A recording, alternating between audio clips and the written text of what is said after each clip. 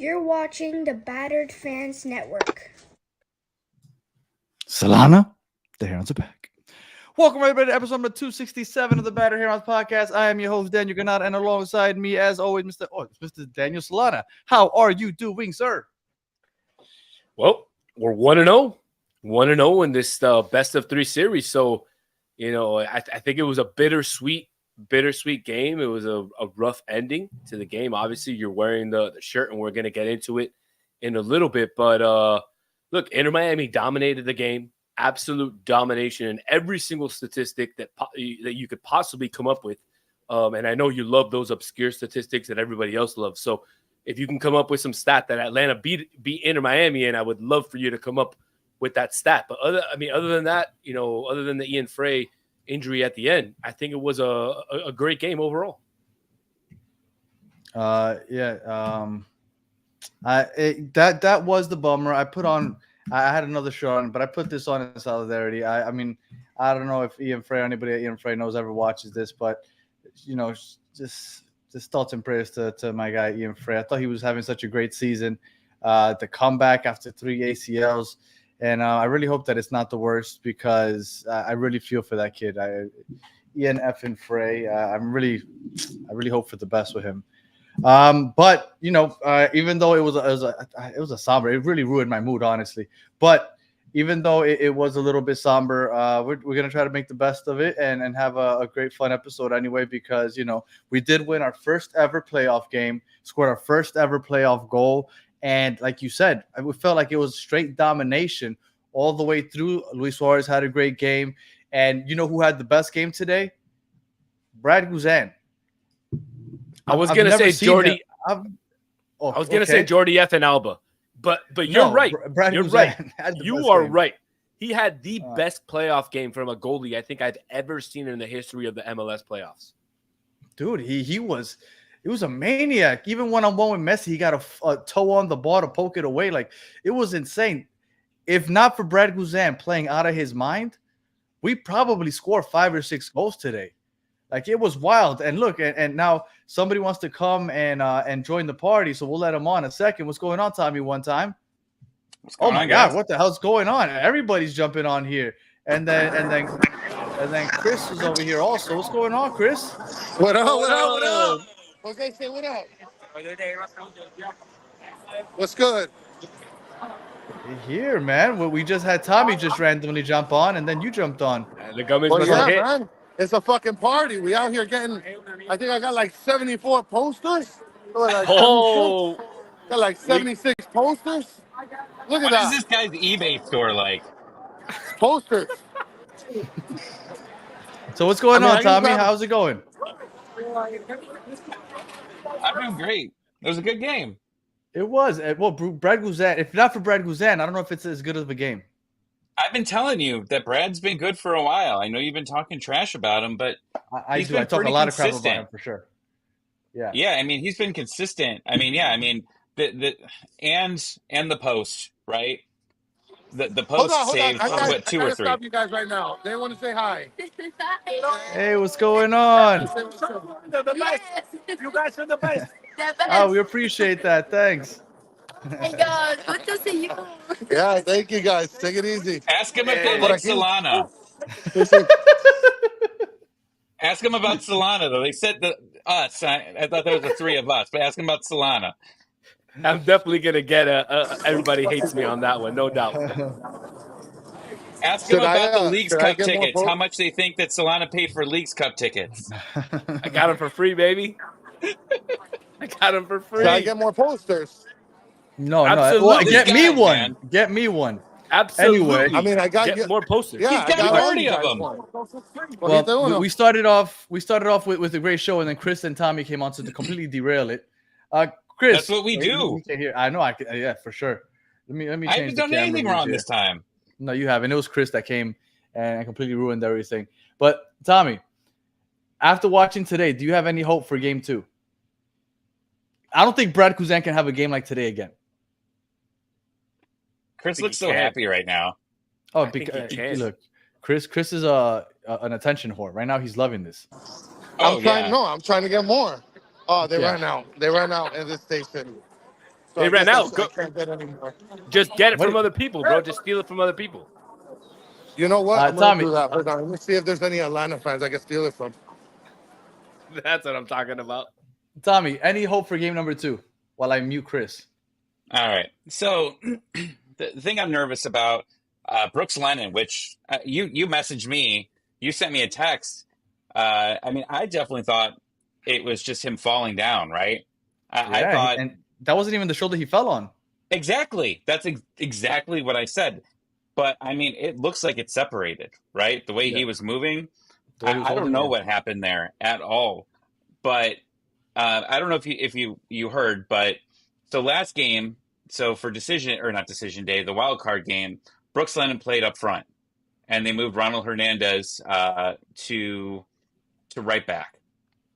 Well, apparently Hernandez got sick, and he wasn't able to play in this game. Wasn't even on the bench. So that changed everything. I think they were going to go with the exact same formation as they did on Tuesday, but they weren't able to because Hernandez was sick. And I said before this on our pre-show that without Ronald there, one injury is going to completely screw everything up. And what happens? Brooks Lennon gets hurt, and the one position that you really have no depth on, you had to put your center back at right back, and it's just obviously not what you want to do. Well, that right side suffered altogether because Gregerson got injured also. Didn't he pull like a hammy? I don't know. He's been dealing with something for a while. You could tell he's been in some pain, but he's been able to go through. And, I mean, he's one of our highest paid players on the team. He's a great center back, scored a goal in the wild card game.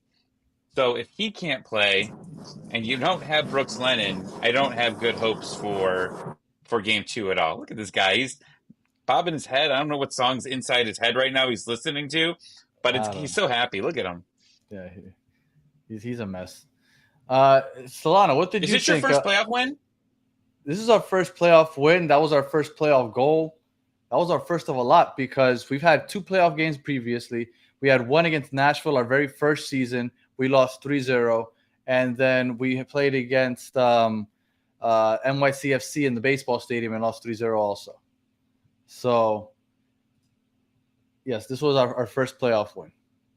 Well, let me ask you: Are you concerned at all? I mean, obviously, you guys had the opportunities, and you had and Brad stopped a lot of those. But are you Solana, concerned are you at worried? all?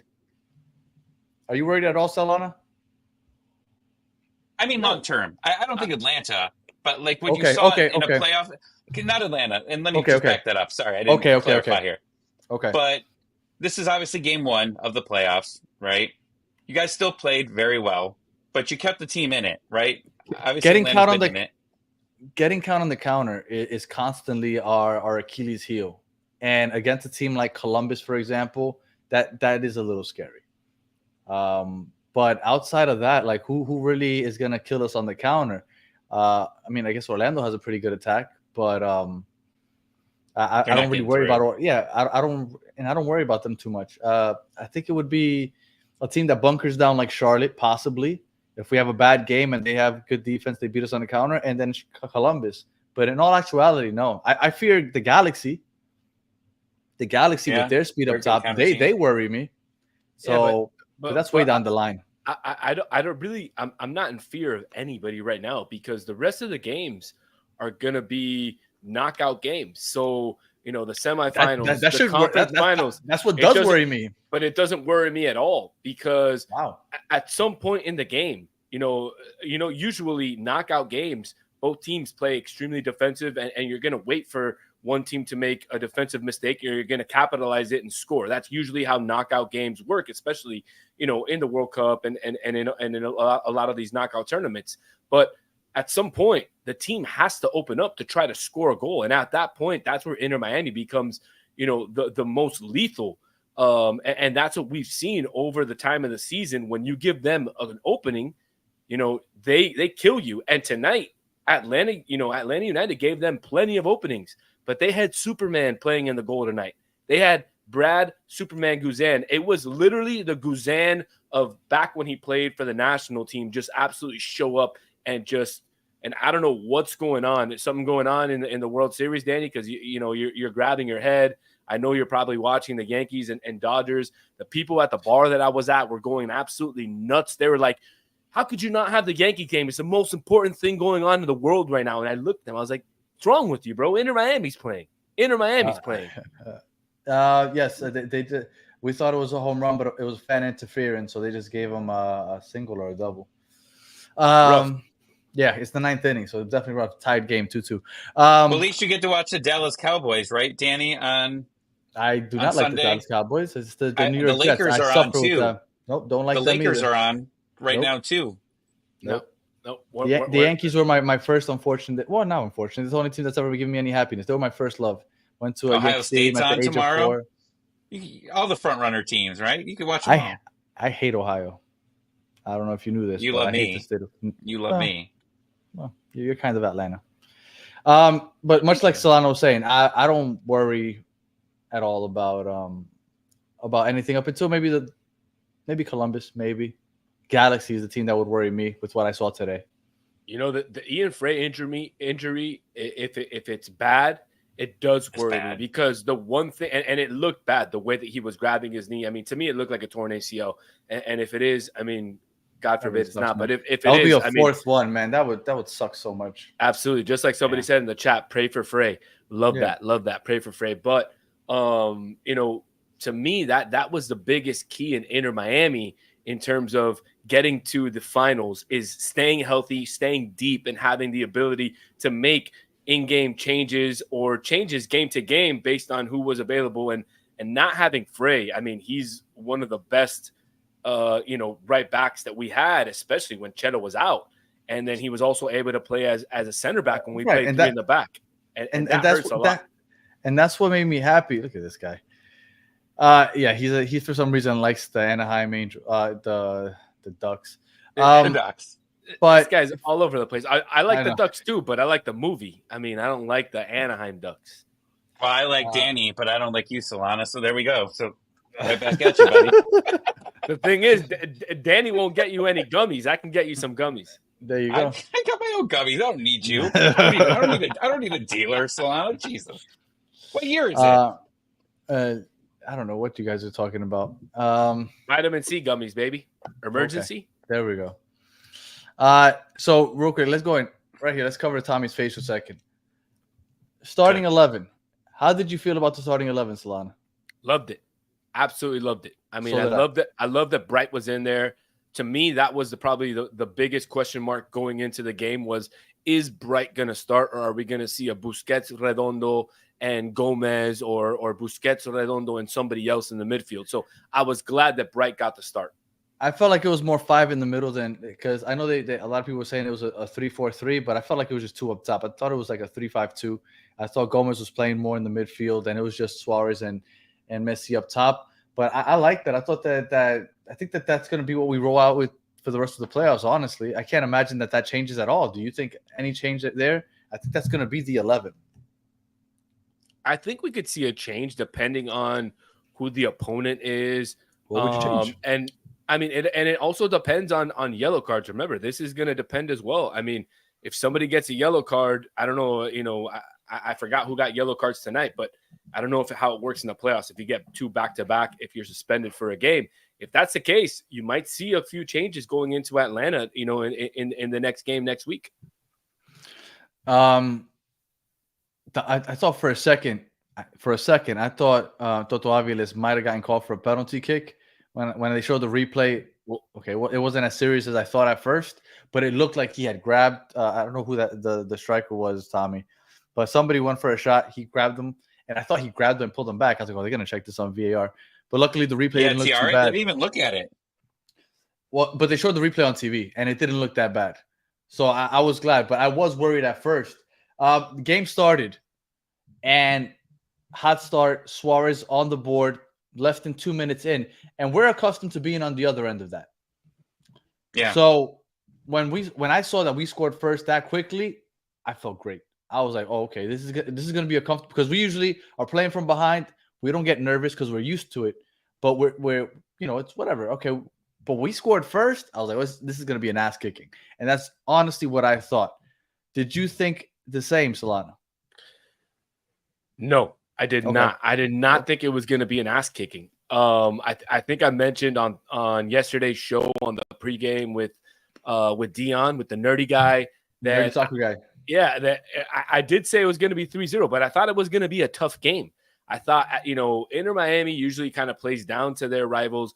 Atlanta United is coming off of a very hot finish, especially, going into Montreal, coming back from a 0-2 deficit, scoring those 2 goals, winning in PKs. I mean, they had all the momentum going for them, and they technically have nothing to lose. They're playing the best team in the history of the MLS in terms of a regular season points. And so Atlanta United had nothing to lose going into this game. Look, I didn't think Atlanta played bad. That's the thing. I think they had their chances. Yeah, they played back, they played defensive, and they tried to counter, and they had a couple of chances. It could have gone either way for either team. One of the goals goes in for Atlanta. It goes 2-1 on their side instead of 2-1 on our side, and that they park the bus, and it could have been 2-1 for them. I mean, we've seen it. We've seen this movie before when we played in Atlanta. There's a reason why we have a losing record against Atlanta. We're now not anymore, but we were 2-1-1 going into this game. So, I mean, in the Messi era. Correct. Well, I think overall the Inter Miami is 2-1-1. No, we've played them more than that. Well, whatever. Maybe just in the Messi era. But anyways, so I mean, there is a reason. Atlanta's not a bad team. They are a good team, and they have good defenders. They just were gutted this season by, and Tommy will tell you better than I can. They were just gutted by a bunch of nonsense, maybe a bad coach. It was just a disaster all season. Yeah.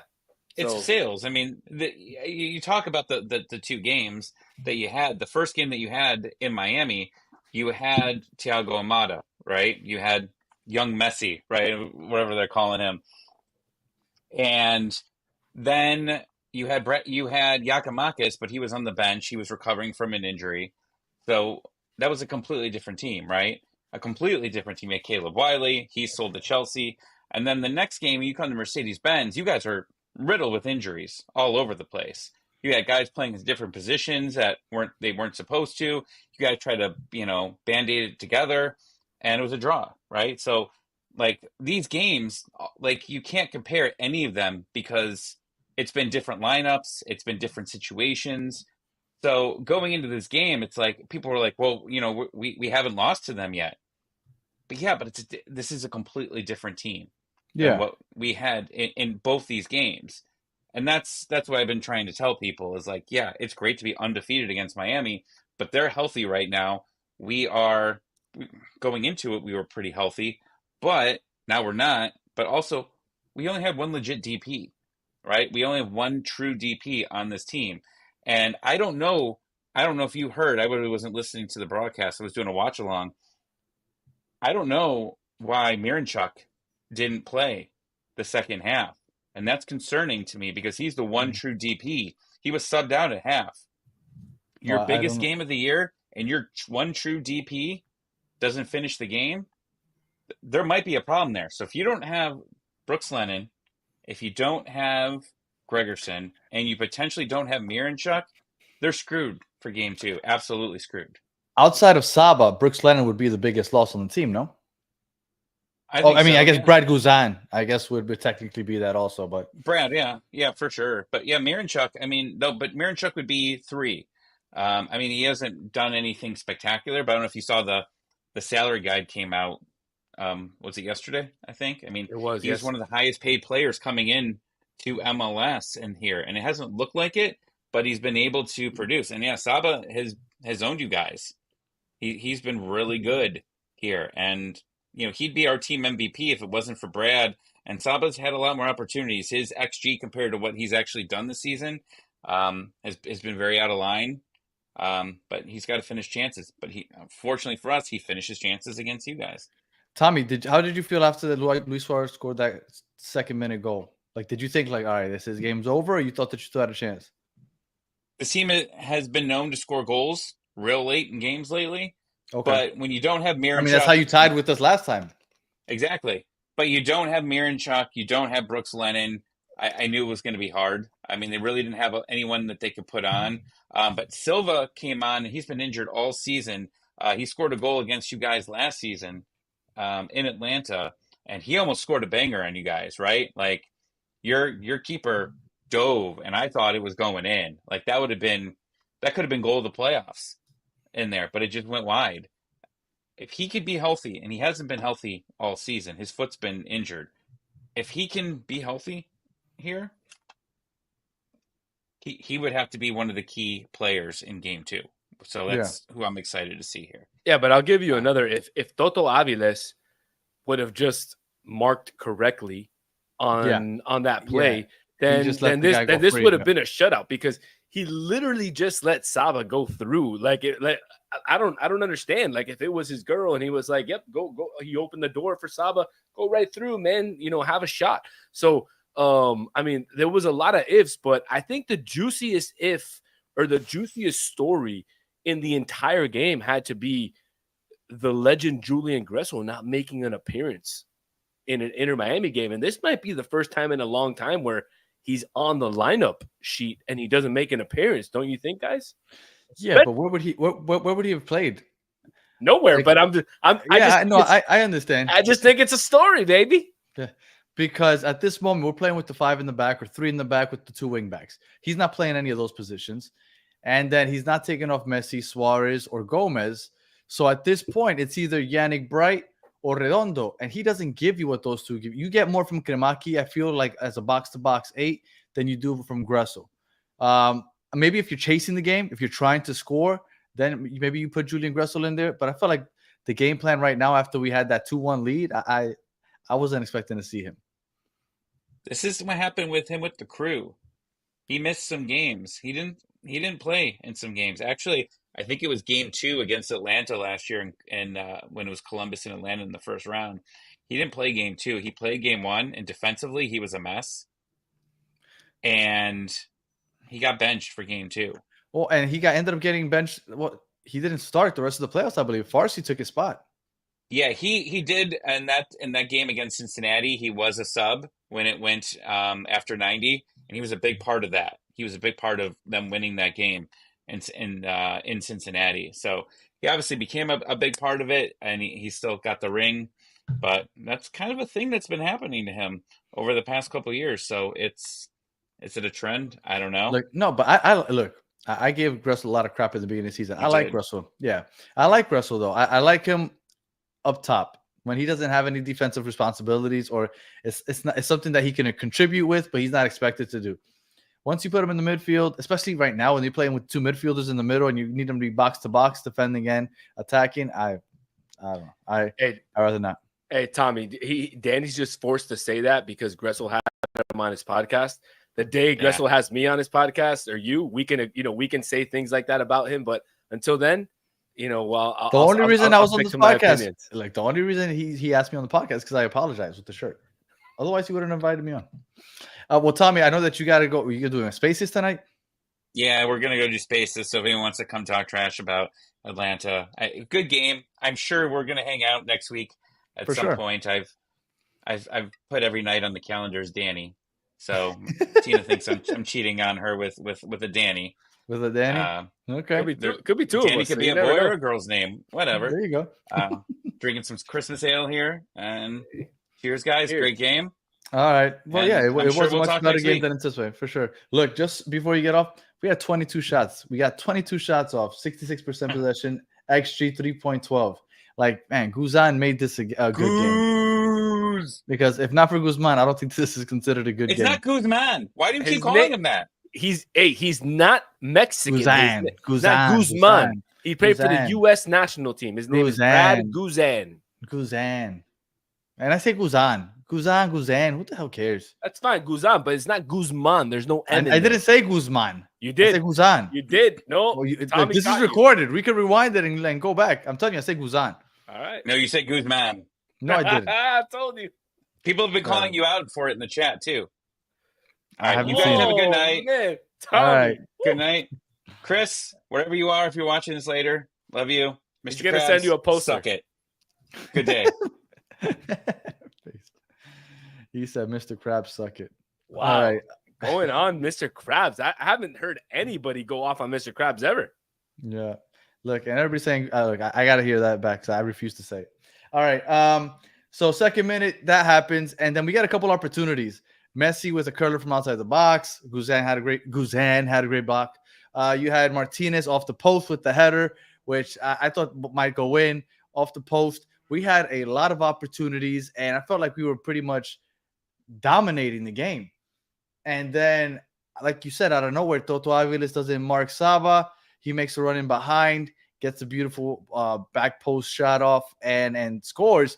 At that point, were you at all worried? No, I wasn't. I wasn't, because we've been a second half team almost all season. I mean, look back at just last game, right? New England, we go into the game giving up 2 goals, scoring 2 to get, even at half, and then just explode for 4 in the second half. And we've seen Inter Miami be a second half team, and they have the depth to, make the substitutions. If Tata makes the right substitutions, right? Let's make that clear, because I know Mike V is out there and he's, typing hashtag Tata out all over the place. So if Tata makes the right substitutions, Inter Miami has the players to make those substitutions and change a game right on the dime.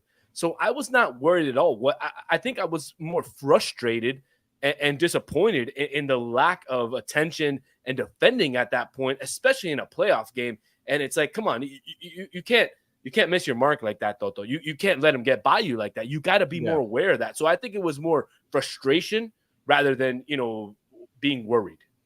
You know what surprised me, and I guess it shouldn't, but I the reason I used to like Ian Frey over Cello at right back is because I felt like I thought he was better defensively, but it wasn't so much the defense. I think Cello plays good defense also. It's because I felt like Ian Frey was better with the ball at his feet and offensively, whether it be scoring or with passes, long passes, whatever it is.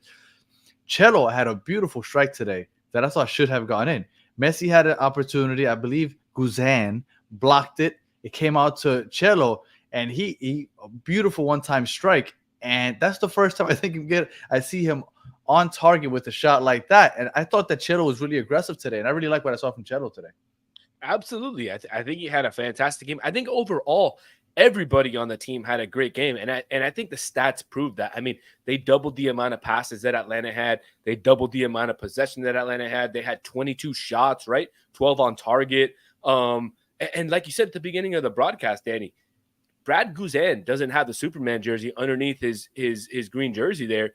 And Inter Miami puts up 5 or 6 tonight easily. I mean, there was one clear shot I remember in the second half where I think Diego Gomez passed it back to Messi at the 6-yard box, and Messi put it in there, and it literally hit Brad Guzan's left ankle knee, or heel. Knee. It went through his legs and hit his left heel, went out. It was like really it was wild. Yeah. Really. So it was one of those games for Brad Guzan. I mean, he definitely deserves the player of the game.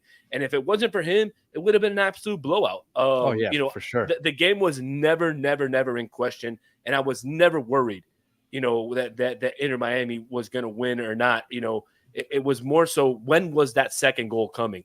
And the whole second half, Inter Miami was in the Atlanta United half. So it was going to come at one point or not, right? Yeah, 100%. And you know what's one thing that I noticed? And he's a pest. I've hated him since he was a Red Bull. Dax McCarty. Hate him. He was on Messi's ass. I remember there was one run that Luis Suarez laid it off to Messi. And Messi, if he doesn't have Dax McCarty literally like humping him as he's running up the middle of the box, he may get a shot off. But I got to give it to Dax. He was a pest. He was on him. He didn't give him any space to breathe. I can't stand Dax McCarty as a player because I've always rooted against him. But, man, I got to respect the effort he put in because he tried his absolute best to be a pest today. I mean, he's an MLS veteran. That's what he's known for being, right, Danny? He's been a pest everywhere he's been. When he was with the New York Red Bulls, when he was with the Chicago Fire, now he's with the Atlanta United. Guzan had that compound V today, 100%. No Shout out to anybody doubt. who watches The Boys. No doubt he had that compound V. I don't know, man. He must inject it right before games. Yeah. But I mean, going back to to what we were talking about with Dax. I mean, I've been on his Twitter ever since the end of the game, waiting for him to post, that he got Messi's jersey again, or maybe he got Suarez's jersey this time, because that's what he seems to to want to do in his playing days. But hey, like you said, I got to tip my cap off, because he did whatever he could possibly do in the amount of time that he was in there to bother Messi, and it kind of worked for a time, didn't it? Because Messi, although he got his own, he did seem like he could be a little bothered at points with that man marking. So I thought it was a good, strategy from Valentino to man mark Messi and to follow him around and to try to disrupt his game. But Inter Miami has a lot of other people that can kill you. And today it was Suarez. And it was Alba, man. We need to talk about Alba, because that strike, baby, that strike was. Let's get into that. That was in the 60th minute, and up until then, I think they had a couple more opportunities right before Jordi Alba finally nailed one. And Jordi Alba, he hit that from outside the box, 60th minute, and I don't think Jordi Alba gets enough credit. I know 1-1 goal. I saw a comment earlier. I lost it because there's been a few comments since then. But she said unsung hero of the game. And I would agree, because I don't think many people are going to talk about it. But Jordi Alba, man, all season, the 14 assists, I think it was 3 goals in the regular season. This goal today. We build up the left side so often with Jordi Alba. And he is the unsung hero of this team in general and of today. There's no doubt, man. I mean, he's probably been the most consistent player in the pink and black this year for the entire season. I mean, he's been always there. There was some times where he got hurt, or he had to miss a game due to a suspension or whatever, but he's always been there, Danny. He's always been the guy who's in the lineup on the left side, who gives in the passes, who plays up as much as possible offensively, giving in the centers to Suarez, to Messi, and today was his day to get on the scorer sheet and to give Inter Miami the victory. And it was that he did get man of the match. And obviously, other than Guzan, it was much deserved. I mean, it's about time that he gets his flowers, right? He was voted into the finalists for Defender of the Year. A lot of people have questioned that because they don't see him as a traditional defender. But I'm all in. And look, I would have voted for Steven Moreira, myself, Columbus. From Columbus. That's my opinion. But Jordi Alba is not like a 2. He's 1. If Moreira's 1A, he's 1B, just because of everything that he gives to this team. I mean, offensively, defensively. I don't know if you've noticed, Danny, but sometimes when Inter Miami comes out playing with the ball, Jordi Alba is almost like a 5 in the middle of the field. Yeah, no, he's a maniac. He commands from the center all the way to the left. He's everywhere there.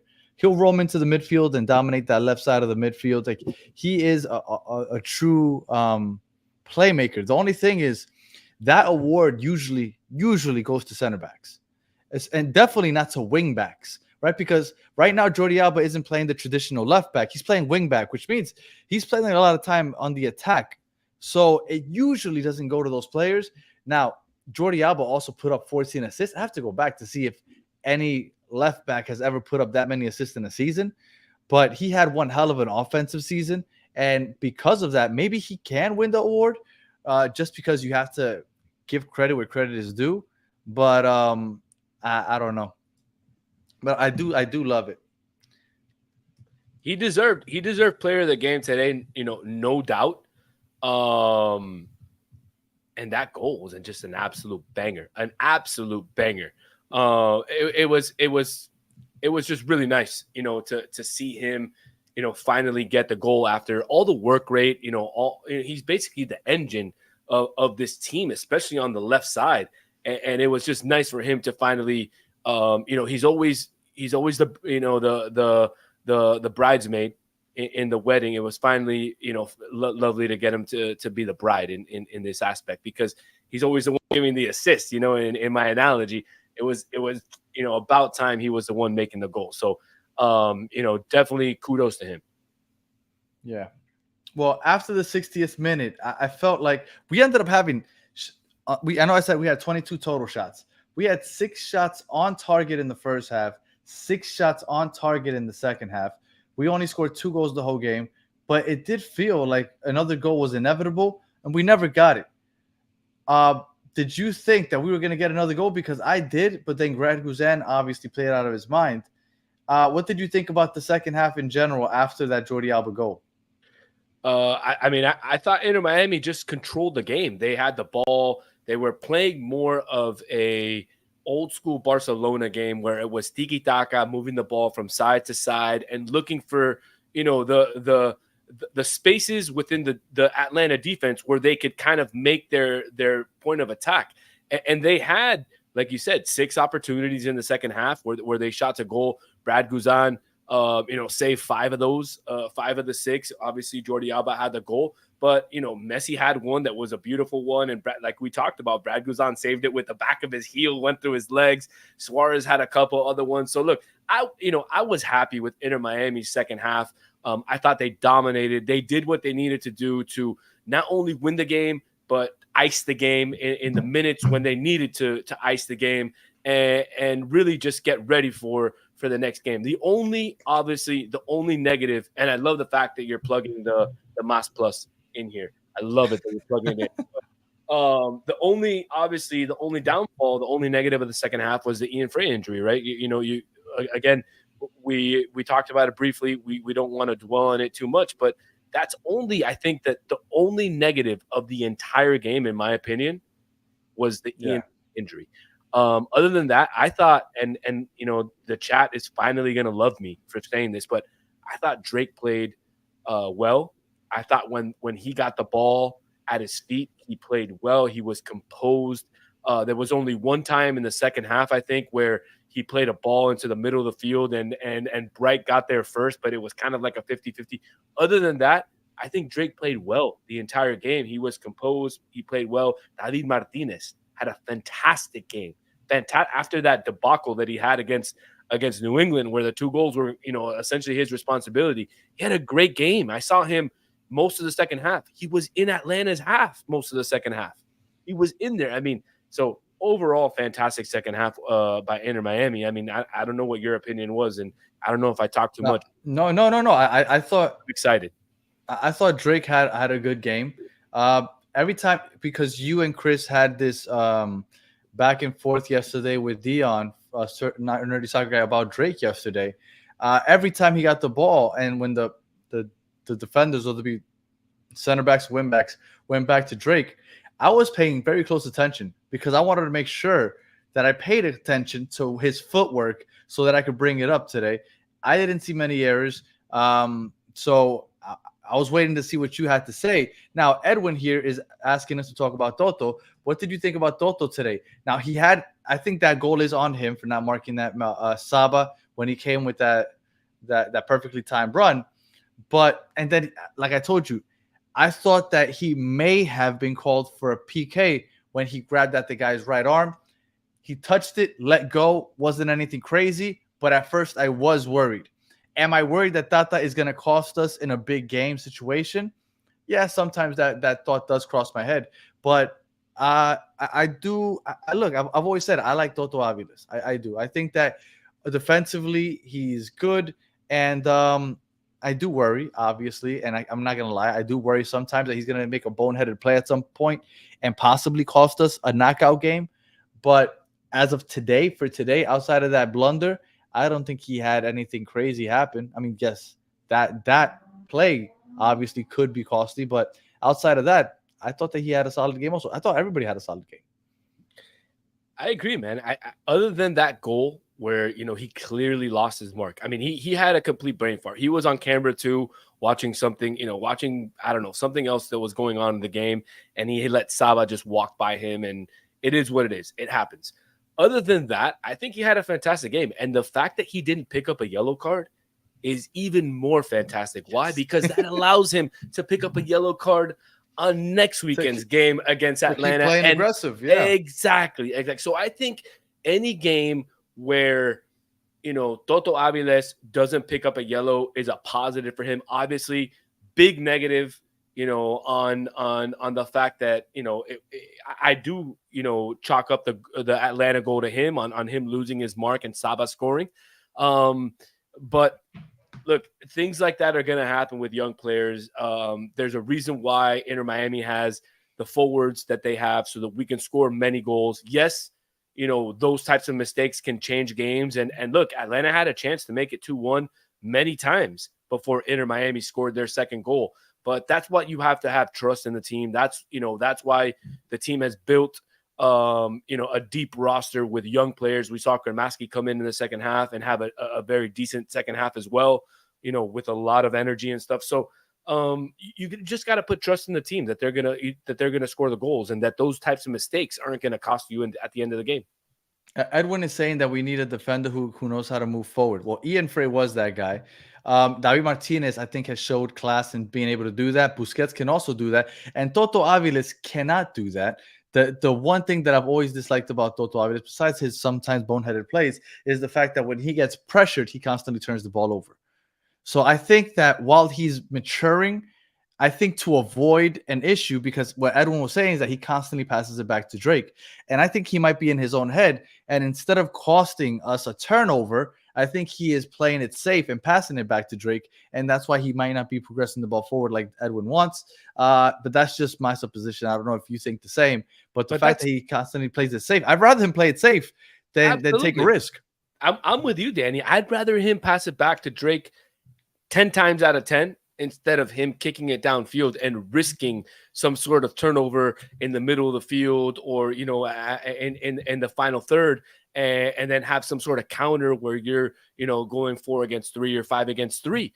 So I'd much rather have him play. Look, and we're playing with 3 in the back. We don't need attacking center backs. We got 3 in the back. Look, at the end of the day, I think everybody on the field needs to attack other than Drake, and everybody at some point needs to defend, right? So, there's going to be a Messi time and for Suarez aren't going to defend. You say that, even though I saw Messi won a ball in the inside box. his own, I saw Messi in the box winning a ball. So yeah. I mean, you can't say that. And I love that. I did see Suarez, making an effort many times to come out and kind of, mark, the center back so that he would force Atlanta to play a certain way when they would come out. So look, the playoffs are a different animal, and guys like Messi, guys like Suarez, guys like Alba, Busquets, those guys show up in these types of games. And that's why, now that the salaries are out and everybody can talk crap about how much Messi makes base and this base and that base. Well, now you know why Jorge Mas and company invested in what they invested. This is what it's for right now. They won the Croqueta plate, like we talked about all year, Danny. All year. Mm-hmm. We talked about it. Now it's time to win the MLS Cup. And this is where the champions win it. And Carlos pointed out, you guys see Messi tracking back in the 94th minute. Look, I said that out of jest, right? He usually doesn't defend. But today, he won a ball in our own box. He was tracking back. Look, I'm not here to criticize Messi. I thought he had a good game. I feel like you expect him to finish those, right? But Guzan was out of his mind with that compound V, so you can't blame Messi for that. In Atlanta, he'll finish him. I got a question. Everybody's talking about, Messi chasing somebody down so fast. I think he might have channeled his bodyguard a little bit, like in the 94th minute, because that guy's always on compound V. No doubt. That guy, anytime somebody invades the pitch, that guy is legit ready to go. He's like a mixture of, of the guy that goes really fast in the boys. And A-Train? Yeah, he's a mixture of like A-Train and I don't know, maybe one of the other guys. But that guy, I don't know, man. That's what I think. I think Messi might have channeled, his bodyguard, and that's what gave him the energy to do that. But hey, it's nice to see him, running at that pace in the 93rd, 94th minute. It goes to show that, he really wants to win this trophy, right? Oh, 100%. And you know what I'm really happy about? I'm happy that, look, and I don't want to jinx us, but we said that it was going to be a 2-game series. I still believe it's going to be a 2-game series. And the reason that makes me happy is because it's a 2-game series. Then he has a week off. Then he has the international break where he gets to kind of just play, and because you don't want them to have 2 weeks off and get rusty, right? You want them to keep playing, and he's going to get an opportunity to play at the highest level with Argentina, and then come back and either kick Orlando or Charlotte's ass. I think things are working out very nicely. And for those of you talking about Neymar, we'll talk about Neymar towards the end of the show for sure, because that's something that we've been saying forever, but I guess now it's getting some traction. But no surprise here, honestly, that the Neymar news is coming out. Well, and Argentina has 2 games. They play November 14th against Paraguay, then the 19th against Peru. So they're not easy games, Danny. 2 teams. Oh my God, Paraguay! Then they're so. How do I say? They're so come ball. They are. But I need Messi not to get injured. That's exactly what I'm saying. It's 2 teams where they play a very rugged style of football, 100%. And where they're not Colombia, where they're technical. No, they're gonna beat you down. Exactly. So and you're talking about, we win. Inter Miami wins next week, and they make it a 2-game series. And Mr. Krabs, my South American bias is showing. I mean, I legit said that they play rugged. Down, Solana. Yeah, let me pull it down. I mean, I'm not even wearing my skirt today. I'm wearing a pair of shorts. The skirt was on yesterday. So, dude, I mean, what about the other players, man? What about Suarez? He's not going to get called up. What about Wigant? That's not going to get. And we talked about it a little bit. Though. I agree, though, but we talked about it a little bit yesterday on the preview show. With Chris. These guys are going to have almost 20-something days of just no actual game experience. Do you think that maybe Inter Miami might have a friendly during that time with a local team or something like that? I don't know, man. Maybe I think they would have announced that already. You don't think? No, I don't think it would be something that the public would go to. It'd be something like behind closed doors, exactly, during like practice. So, but I'm just wondering, how and again, this goes to show how disastrous the MLS schedule, actually is. I mean, it's great that they're taking time for the international break, but I mean, maybe they should have, I don't know, stretched the regular season out a couple more weeks and started the playoffs after the international break, because the fact that some of these players are going to be basically stopped for 20 days is ridiculous, no? Yeah, I know. Look, everybody hates that we play through the international break. And this year, they only did it once. And then in October, they did it because there were games that needed to be made up, but it was only a few teams. But I feel like, man, in the middle of the playoffs, like you can't. I mean, come on, that's a rough time to stop playing. But whatever, that's a different story. So the game ended, right? Brad Guzan played out of his mind, but I felt like we dominated that game. It would have been a really ugly game. Like everybody's saying, like, "Oh, good game, good game." It was a good game because Brad Guzan made it a good game because we dominated that game. We should have won by a lot more. My question to you: how are you feeling after this win? I'm chilling. I mean, you saw I was having my beer. I went out on a date night with my wife because I knew that tonight was just going to be just another night, I know it was playoffs. I know there was a big feel to it, but I thought it was just another night. I even sent you a pic, Danny. I sent you a pic, me and my wife having our drinks, and I was like getting ready for the game. We were out, having a little date night, and now I'm just celebrating with my little beer right here that has a little flamingo. I guess, it's not a heron, but it's got a flamingo. It's good enough. It works. And I'm chilling, man. I'm confident going into next Saturday's game. If I didn't have my golf tournament, I would be taking up El Bigote on his offer to invite me to an Atlanta United game. I really, really wish I hadn't committed to my golf tournament because I 100% would be going to Atlanta for the next game to join El Bigote. He had invited me. And I promise I'll make it out there at one point. But I'm dying to go to that stadium, man. I've been telling Tommy one time, and the guys from Scarves and Spikes, even if it's dying a badass stadium, man. Danny, I'll tell you. I've been to the outside of it, but never inside. Awesome stadium, awesome concessions, great fan base. Oh, the concessions for sure. That's what other stadium? What other stadium can you get free refills on sodas? No, that's it. No, they for those of you that don't know. Atlanta changed the game, and nobody's followed suit yet.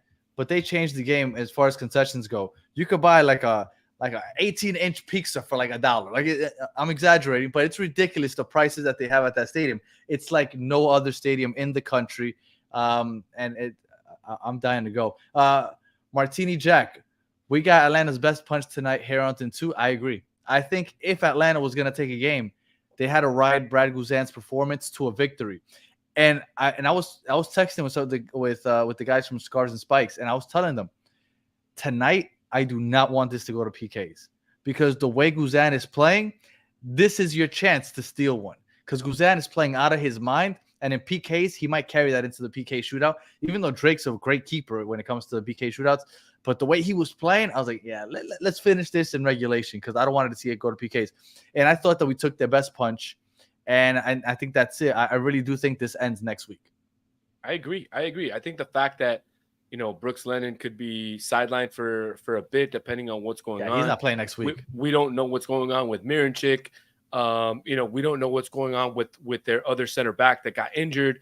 Like Tommy one time said, I think just like, the commenter said, this was their best punch.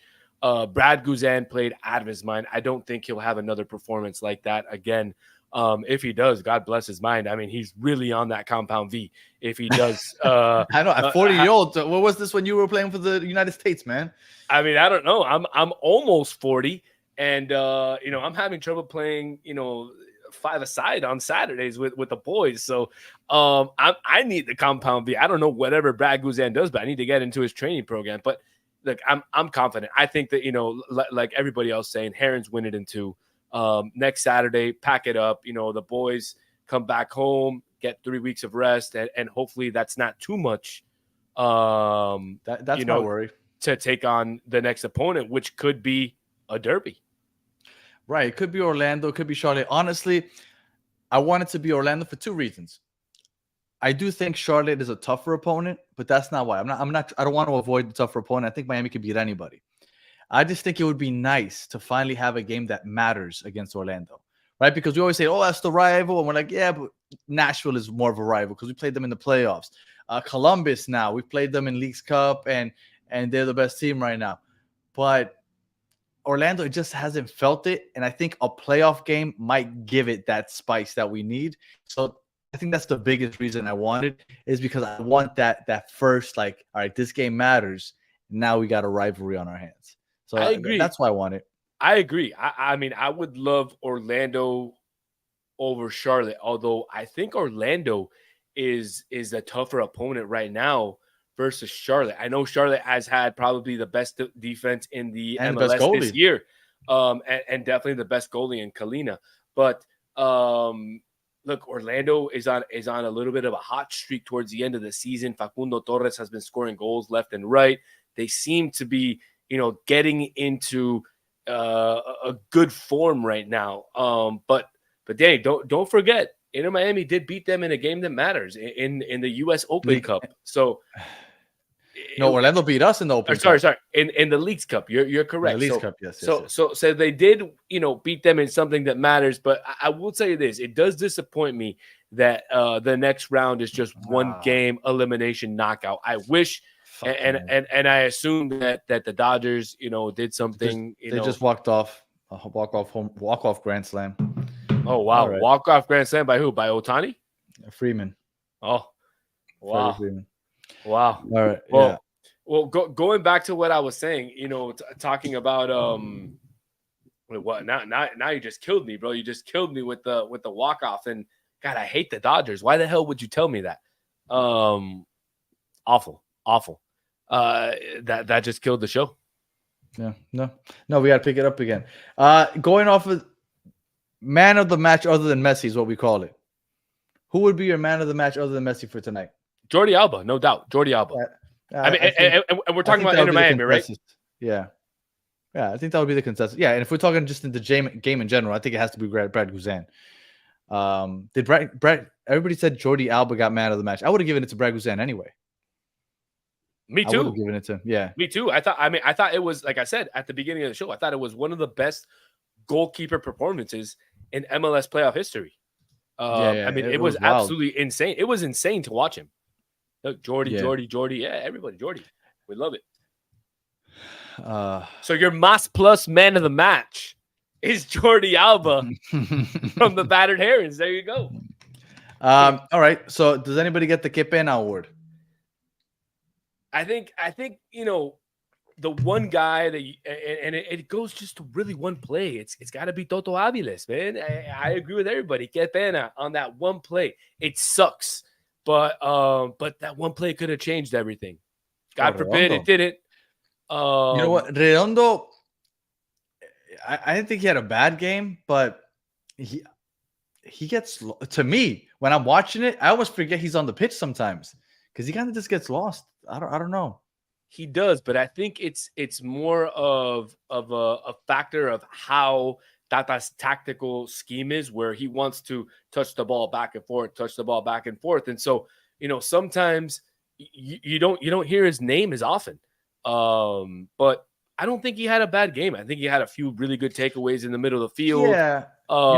I think that nobody was talking. They weren't talking enough about Yannick Bright, at least in the beginning of the game. I thought he was getting his feet on a lot of balls, intercepting passes. I thought Yannick Bright did good. And Diego Gomez, we didn't talk about the first goal. The first goal that Luis Suarez scored, it was Diego Gomez that won that ball back. And then he passed it off to Suarez, Suarez to Alba, Alba to Gomez, and Gomez back to Suarez. But Diego Gomez is the one that got that started. This team needs to figure out how they're going to replace Diego Gomez next year. Because Diego Gomez gives us so much, especially when it comes to winning the ball on the final third. He constantly wins balls in the final third and gets our offense going. Absolutely, and his name is going to be Facundo Farias. Don't worry, he's been on the mend. He plays a similar. Gomez. Look, he plays a similar role. Maybe he doesn't come back. Maybe they sell him. Maybe they replace him with somebody else, from South America. And maybe it's one of the homegrowns. It could be, Benjamin Cremaschi has. I was thinking that he has that similar engine. Correct. Because he did play very well against the New England Revolution. He had the start against them. I thought he played fantastic. He got the game-winning goal. So could it be one of the homegrowns? Absolutely. Could it be somebody else from South America? Absolutely. The wonderful thing about Inter Miami is that Jorge Mas and company have shown that they're willing to spend. They're willing to do whatever it takes, even if it means break the rules to sorry guys, but it's true. I mean, maybe it wasn't you, Mr. Mas. I apologize for that. Maybe it was your GM at the time that broke the rules. But what I'm saying is you guys are willing to do whatever it takes to be able to hoist that trophy at the end of the season. And you got to love that. The thing about Farias is that I see him more of a Matias Rojas type of player. Like, I don't see him as a Diego Gomez, right? Diego Gomez is box to box. Matias Rojas, Facundo Farias, I think they're more 11s, right? They'll play that left wing like a true left wing. Whereas Diego Gomez is like, he's that Paraguayan. He's rugged. He'll get in the dirt. He'll win balls. He'll defend. He'll attack. And I love those type of players. Those are my favorite type of players. My favorite type of players are 8s, true 8s, box to box midfielders. I love that. And I don't know if Paul Pogba is going to give you that, because I see a lot of people putting Pogba. I don't know if Pogba is going to give you that anymore. Maybe young Pogba, but I don't know about current Pogba. Well, there's a young guy. I know everybody criticizes me for being biased to South American players and being biased of Uruguayan players, but there's a young guy. It's the truth. I am. But there's a young guy that's playing for Club Nacional de Football. His name is Lucas Sanabria. He's a young guy. For those of you, go look up some highlights on the young guy. I mean, I don't know if he would be within Inter Miami's price range, but hell of a player. Is Pogba only 30? I feel like I've seen Pogba for the last 15 years. Honestly, I don't care if he's 30. I don't care if he's 18. I don't care if he's 45. You don't want Pogba? I don't want that guy anywhere. I like near Pogba. Here. I feel like I feel like Pogba is like the soccer version of James Harden. I feel like he's going to be at King of Diamonds. He's going to be at Club Madonna. He's going to be, at all those spots and partying it up. And he's not really going to be playing. And look, we already had the French experience one time with Blaise Matuidi. Didn't work out. No, but Matuidi was done. Good. Matuidi was done by that point. And Pogba hasn't played in 18 months or what it is, 24 months. I mean, well, okay. Well, I'll give you that. Yeah, and everybody's saying he's a diva. I can see that also. Okay. Give me anybody else, bro. Give me Lerma. Give me any one of your Colombian brethren. Anybody else, bro. Lerma would be a beast here. Lerma would be a beast here. I liked Pogba when he was on Juventus. I really did. Once he got to Manchester United, things kind of just fell off the grid. But I liked him back in Juve. But we don't need him as a diva because I feel like there's somebody else coming. And I guess this is the transition, unless you want to talk about anything else from today's game. No, sir. I want you to transition right away. Okay. So news is starting to come out and trickling out that I forgot what it's Al Hilal. They're all Al something. So Al Hilal is apparently willing to have conversations with Inter Miami about selling Neymar to our team. Now, if you've been a constant listener to this show, I've told you I'll bet my house. I will bet my house, and I've been saying this for close to a year, maybe more, that Neymar is going to be playing here in 2026 when that new stadium opens. So Neymar coming here, to me, is no news. Just like we said Messi was coming, Neymar's coming. Not an issue. As God is my witness, that is an absolute truth, what Danny is saying. What Danny's been saying Neymar's been coming since I've met him. And that's been like a couple years ago. He said it. But the news to me is that apparently it could happen this winter. At no point did I think it was going to be possible for him to begin the 2025 season as an Inter Miami player. I always thought it would happen maybe next summer or in the following winter to open up the new stadium. Now, this whole news about him possibly coming this offseason, I think that's kind of wild. I'm kind of curious as to what you think about it, because we said we need somebody to come replace Diego Gomez, right, at that left wing position. Now, we're talking about bringing possibly Neymar. Neymar doesn't track back. He's not going to give you what Diego Gomez gives you. So how do you feel about Neymar coming? And because, look, I like Neymar. I outside of his diving, I enjoy watching him play. I think it's joyful when he's on his feet to watch him play. But, like, again, he's not going to replace Diego Gomez. He's going to make watching a lot more fun. How do you feel about him? And then I heard a lot of people in the chat, and I'll start looking through the chat now while you're talking, about how they don't want Pogba because he's a diva. I've heard similar things about Neymar. How do you feel about the Neymar news about possibly coming this winter? Unexpected. I think you and I have talked about it extensively over the last year. I think we both agree that Neymar's destined to wear, the pink and black and be in Miami and be an Inter Miami player. We talked about it for the 2026 season when they opened up the new stadium out here, Miami Freedom Park. Messi playing with Neymar replacing Suarez. But you're telling me you're going to bring the MSN back together, and you're going to take me back in a time machine back to 2012, 2015 or 16 or whatever it is, and give it to me, baby. Give it to me. I don't even care if he doesn't play any defense, bro. That guy can just chill at the half line all game. The three of them can, but they're going to be double marked, all three of them. And there's going to be openings all over the place, and it's going to be absolutely beautiful. The issue then becomes, who do you mark? And who scores the most goals? And could this trio become the highest scoring trio in the history of the MLS? All I see is history. Now, would you be worried about his durability? Because, people talked about the durability of Luis Suarez, but we said he played almost every game last year in Brazil. He was player of the year in Brazil. Neymar does get injured a bit. He missed like a full season just now. He just came back.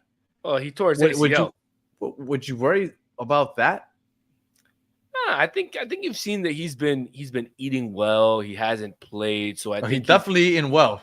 He's definitely eating well. He's filled in. He's filled in. He has, but he's also been enjoying his cruise ship and all the other crazy things that the Saudi Arabian princes have been gifting him: the cars, the houses, the pools, I don't know about the women. I don't know anything about that. But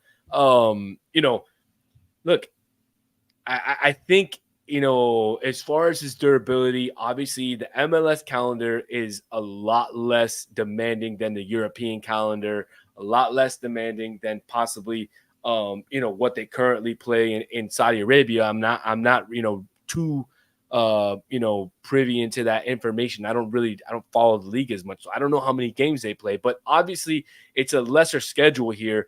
The opponents could possibly be obviously a lot lesser or a lot weaker than in Europe. So look, I don't think I'd be that concerned in terms of him playing. And look, if Messi can have the season that he had playing less than half the games, I think Neymar could be just as good. Hear me out. Neymar, obviously good buddies with Messi and Suarez. Neymar is with Nike. Now, I don't know if anybody's noticed, but Luis Suarez, I don't know who he's with. He's not with Nike, though. He's with Puma. Okay, he's with Puma. Jordi Alba and Busquets, I don't know if they have any deals. Messi is with Adidas. Nike sees what's happening into Miami, and they aren't capitalizing off of the Miami. Neymar comes to Miami. Neymar is with Nike, my understanding. I don't know if he switched recently, but he was with Nike. I don't know if anybody in the chat, since he left Barcelona, I stopped keeping up with him. I don't know if he was in PSG or in the Middle East, if he's changed. But if he's still with Nike, I wouldn't be surprised if Nike starts paying him. Okay. They said Neymar is with Puma. Okay. He is with Puma. He's actually he's with Red Bull and with Puma. Okay, so he got away from Nike. Well, Puma, I don't know if they're capitalizing a lot with Suarez. I haven't seen a lot of Suarez promotions. But if you get Neymar here, I'm sorry, that Puma money goes up. And Neymar knows that. All the marketing that Messi's getting, look, Messi's getting paid 50 million or 20 million or whatever it was, 20 million a year from Inter Miami a season. 14 million. Is it 40? I thought it was 20. Okay, so it's 14. But how much money do you think he's really making a year? The money that when you come to the United States is made off the pitch. Over $100 million. Over $100 million. So Neymar knows that. So everybody has to stop this whole but how's he gonna afford him? Or he's not gonna take a pay cut. He's gonna make much more money off the pitch here than he's making on the pitch over there in Al Hilal. Let's not forget some random dude in Brazil that didn't even know Neymar that was dying, wanted to leave I don't know how many millions of dollars into Neymar's name. So look, Neymar has enough money. God forbid he hasn't partied it all away, but I'm pretty sure he has enough money from what he's made in his entire career to come live with his buddies over here in Fort Lauderdale by the Sea or whatever it is that they live in, and just enjoy their time in Miami and just retire and enjoy the rest of their years playing together. Let's be real. Over the last 15 years, there's been two big names in the world of football, Messi and Ronaldo, right? Those are the biggest two names. And there's always been a third name that just hasn't been able to creep up with those other two, but that's been right under, and he's been by himself because those have been the big three. And it's Neymar. If there's three names that could tell, who else? Suarez. You don't think Suarez? No doubt. No doubt.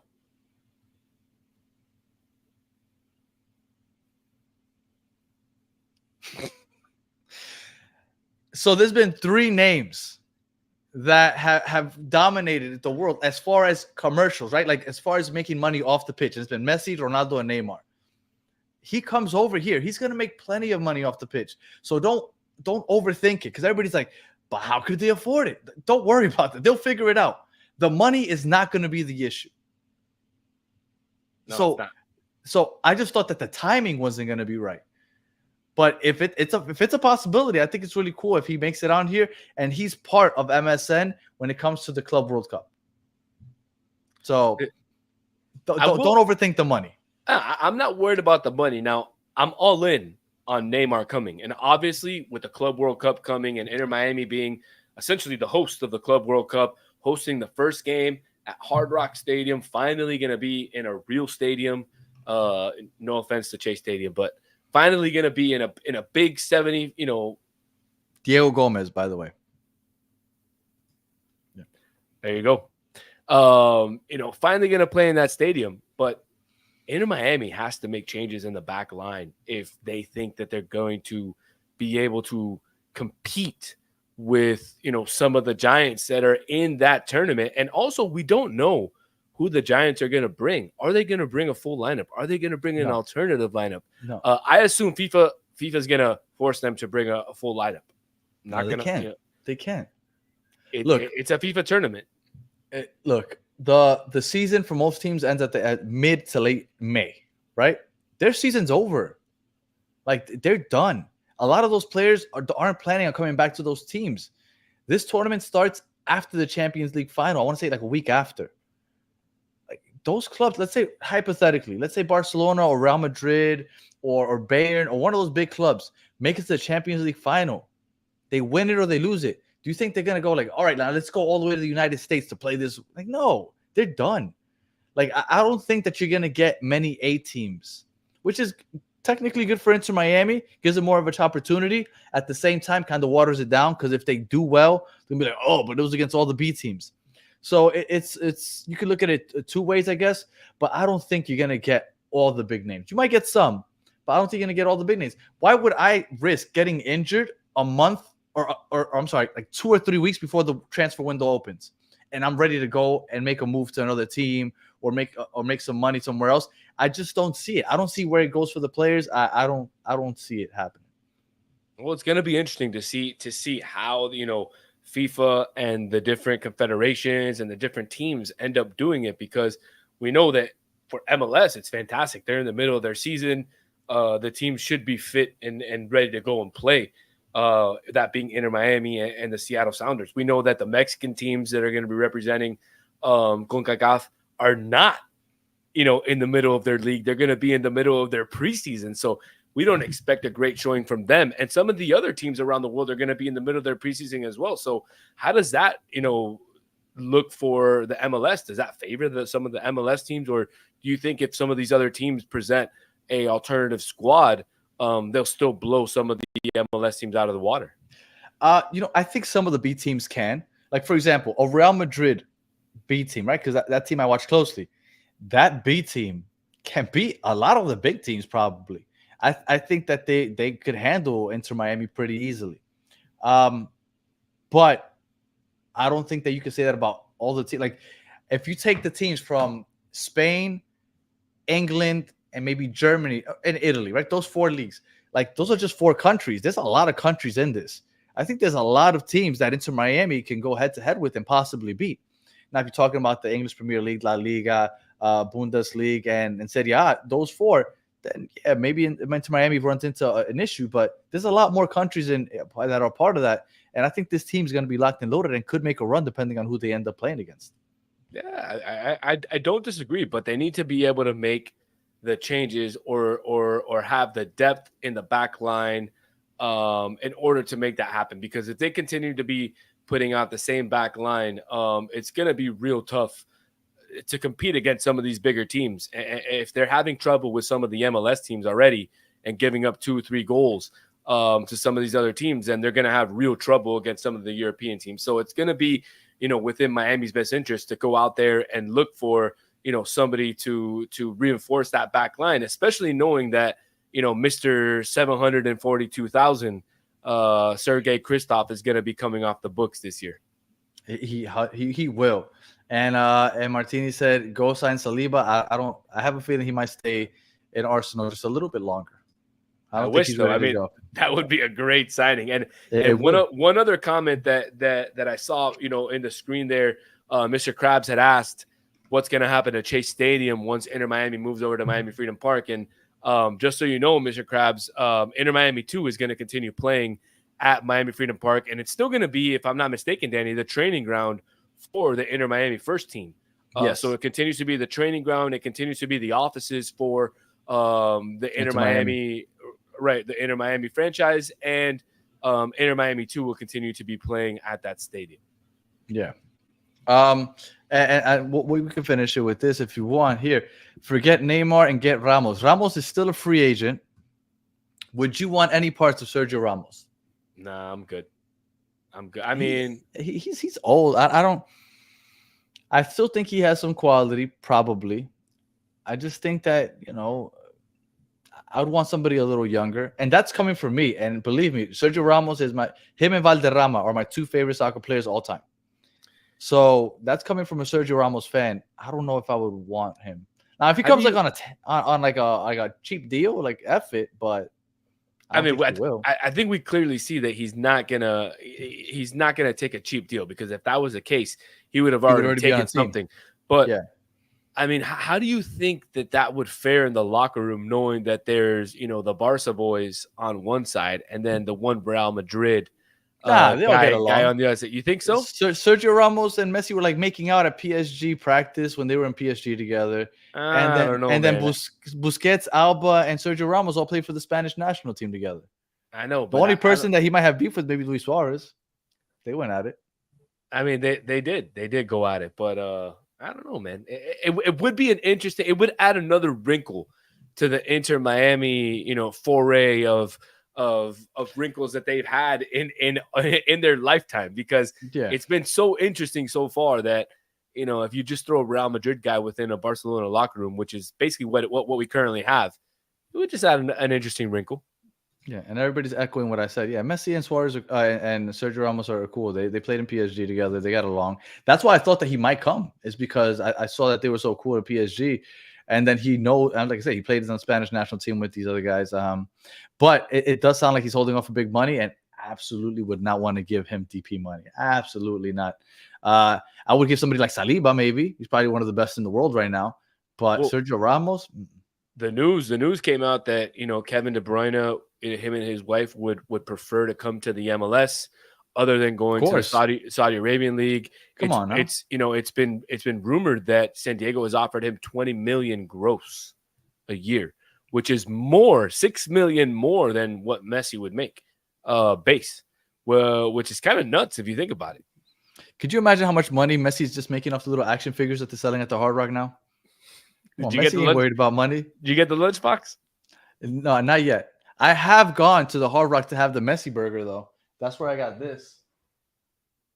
Did you have the burger? Or you had the chicken sandwich? I had the chicken sandwich.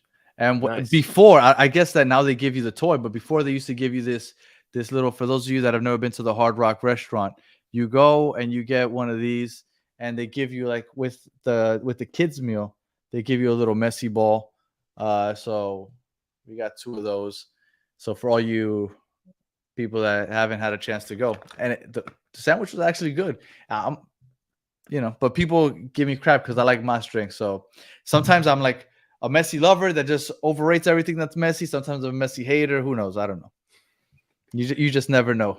We love to hate him and we love to love him. It's all good, bro. I love to love him. But yeah, I don't know. Defensively, we definitely do need to pick things up. So I guess we will end it with this. We're up 1-0. Game 2 is next Saturday. So we got 8 days to relax and wait for that next game. What are your expectations for game number 2? Does Messi start since it's turf? Do you think they put him in the second half? What are your expectations? And we're going to obviously preview the next week's show. We'll probably have either Tommy or Tyler from Scars and Spikes to come join us for another preview. But just today, what are your expectations for game number 2 in Atlanta? I expect Inter Miami to come out full throttle. I mean, I think at this point, once you have your opponent on their back, you got to go for the kill. You got to go for the fatality. And I think Inter Miami has to start off strong. They got to start off with the strongest 11 that they can put out there. Got to try to get a goal early and then be able to just sit back and dominate the game like they're used to doing. It's the playoffs, baby. You can't be resting players. If you're healthy, you got to play. So to me, Tata's got to put, if not the same 11, a similar 11. There was some talk about, Redondo. Maybe there's movement for, putting in somebody else instead of Redondo. I don't know. But Messi, Suarez, Busquets, Alba, they all got to play. Drake Callender, he's got to be out there. And Inter Miami's got to win. They got to win. Doesn't worry you at all about the turf? No, at this point, minutes? At this point, you can't be worried. At this point, like I said, you got to go for the kill. If you could put 1, 2, 3 on them in the first half, you can sub Messi out with 30 minutes left and be okay. But you can't go into the game and allow Atlanta United to have a little bit of the momentum and get a goal on you, and then you're fighting back, having to put Messi in the second half and fighting back looking for a goal. You at this point, you got to be the killer. You can't be the hunted. That's the one thing that I hate about this whole because I think it's cool that everybody gets a home game. I hate that we have home field advantage and we have to travel once, and the one time we have to travel is to a turf stadium. That does suck. That's the way it turned out. And I almost forgot. I mean, shout out to thank you for reminding me. One World, One Goals moment of the game. Do you have a moment of the game? And people here are saying that Messi starts. Messi don't sub out. Okay. I agree with you. I think Messi's going to start. But I am fearful, especially for Suarez. Suarez probably more than Messi, especially after what we saw today with Ian Frey. So your moment of the game. My moment of the game is the Suarez goal in the 2nd minute of the game, baby. Of course. Did you doubt me? No, of course not. For me, it was Messi winning the ball in our own box. Watching Messi put in some defensive moments it really makes me happy. I see that he wants to win this MLS Cup. And if Messi wants to win it, we're not losing. And that's just how I see it. If he wants it, we're going to win it. So that's definitely what I see. And now that I see Mike V commenting, Tata, any issues with Tata today? None, man. He's the coach of the year. 100%. He's the coach of the year. And Mike V is not the fan of the year. That's definitely that's a fact. All right. Unless you have anything else, I think we could close it out. Any final words, Solana? No, man. I just want to give a shout out to all the guys, to everybody who's joined us in the chat. You guys are the real MVPs, sticking out, hour and 20 minutes with us. We made an effort to come on here as soon as the game ended because we wanted to, be with you guys and share this moment with you. We're happy that Inter Miami was able to score their first playoff goal, get their first playoff win. And I just love sharing it with you, Danny, and with everybody else in the chat, man.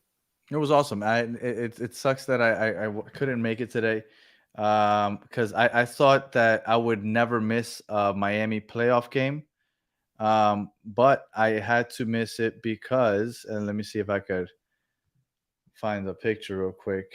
I had to go doing some Halloween stuff. So that's the little baby. She was a witch today. And my kids, I don't know why they made this game on a Friday night, man. They killed me. They did it on Friday because tomorrow UM plays FSU at 7 p.m. at the Hard Rock. So obviously they didn't want to have two games going on at the same time and then the fans having to choose. So that's why they put it tonight. And MLS also doesn't want to go up against college football tomorrow when you have your premier Messi Inter Miami game on Friday night, which brings me to this little thing right here that and the road goes ever on. He said MLS is again seriously considering switching to winter season. For the reason we just said about why the game was today and not tomorrow, the MLS wants no parts of going up against college football or the NFL.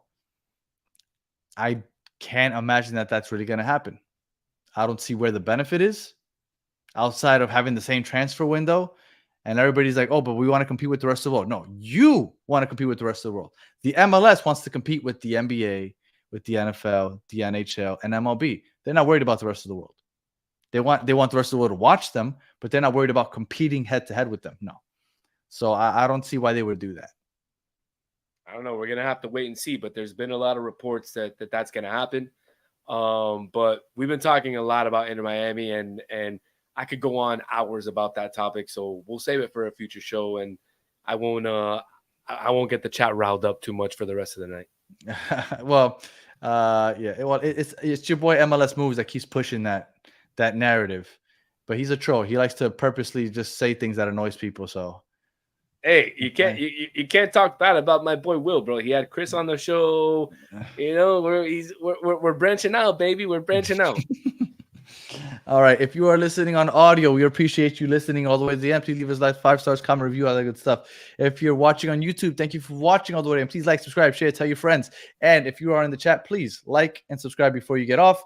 And as always, you guys are the best part of the show. We really appreciate you hanging out with us for the last hour and 25 minutes. Mez asked, how does northern teams play in the cold? I don't know how Vancouver's going to do it. Well, or Montreal. They're talking about taking like a 5-week break in the winter Oh, so we're just gonna basically do the apertura. We're just gonna have 2 seasons and 2 champions. Essentially, it would be starting in August, and it would run through May with a 5-week break, in the winter. So maybe like from the first week of December to the first or second week of January, there would be a break of soccer. The coldest time of the year is February. Well, I don't know, man. Get yourself an indoor stadium. Absolutely sounds like a horrible idea. And again, we'll get into it. But we'll do that in another show. We really appreciate you guys hanging out with us. We'll be back on Monday. Hope you guys have a great weekend. A weekend full of playoff football and then just regular college football, NFL, and the World Series, even though the Yankees disappointed me tonight. But they'll be back tomorrow. So I'll be watching that. As always, we appreciate you guys hanging out with us. Hope you guys have a safe Halloween weekend. And until the next one, have a good one.